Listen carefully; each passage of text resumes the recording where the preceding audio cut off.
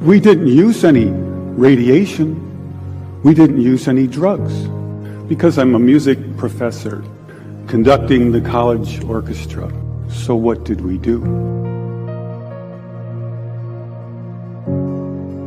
I have here two identical tuning forks, both tuned to the note A, the note an orchestra tunes to.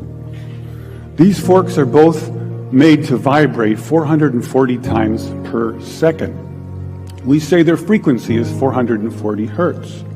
If I tap this fork, putting little pulses of energy into it, the second fork will also vibrate in sympathy. And if I silence this fork, we just may hear the other singing its tone.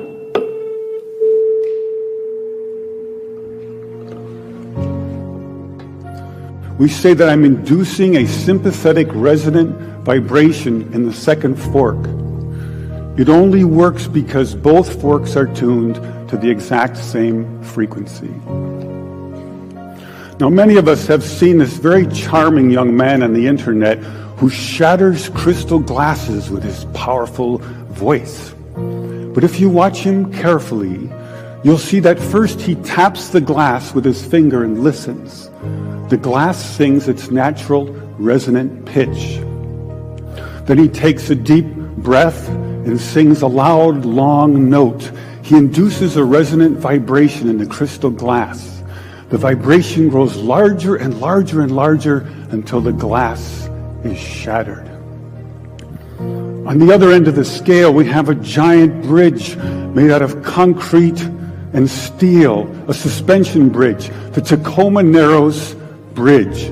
Cars and trucks and buses are going over it every day. And unfortunately, where they built this bridge, there was a steady wind blowing across it.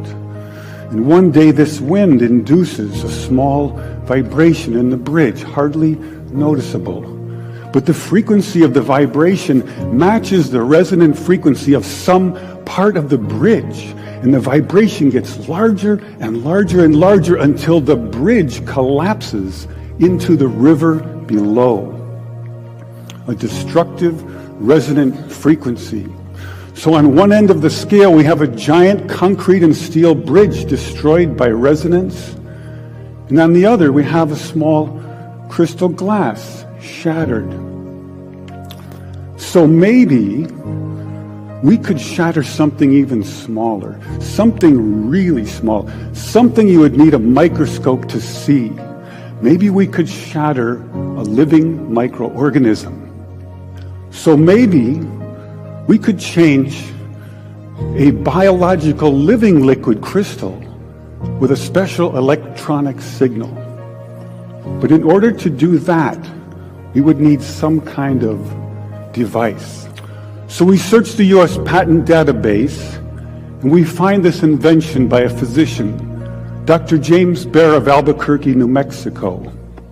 It's called a resonant frequency therapy device, and its purpose is to induce a resonant vibration in a living organism or cell.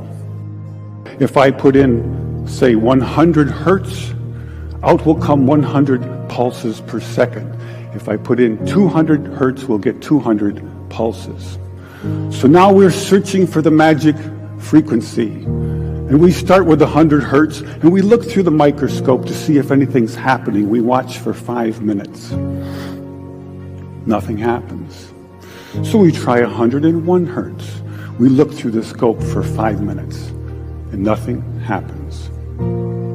So we try 102, 103, and so on. Over the course of 15 months, we try hundreds and hundreds of frequencies, if not thousands, until we find the magic combination. The answer is you have to have two input frequencies, one low, one high, and the higher frequency must be 11 times the lower. It's what we musicians would call the 11th harmonic. And when we add the 11th harmonic, we begin to shatter microorganisms like a crystal glass. These are the first videos taken. We showed these videos to our friends in the biology department. They said they hadn't seen anything quite like it. Seems to be a new phenomenon. These organisms are being shattered by our electronic signals. We now know that cancer is vulnerable between the frequencies of 100,000 hertz and 300,000 hertz. So now we attack leukemia cells. Leukemia cell number 1 tries to grow a copy of itself, but the new cell is shattered into dozens of fragments and scattered across the slide. Leukemia cell number 2 then hyperinflates and also dies. Leukemia cell number 3 then tries to make another cancer cell. The new cell is shattered and the original cell dies. Since I was a 17-year-old high school student with twin interests in both music and science, I never imagined the two would come together in a cancer research lab.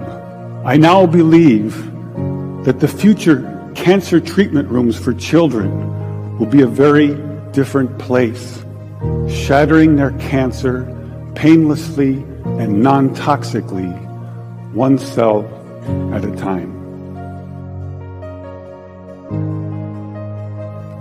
Nikola Tesla said, "If you want to find the secret of the universe, you need to think in terms of energy, frequency, and vibration."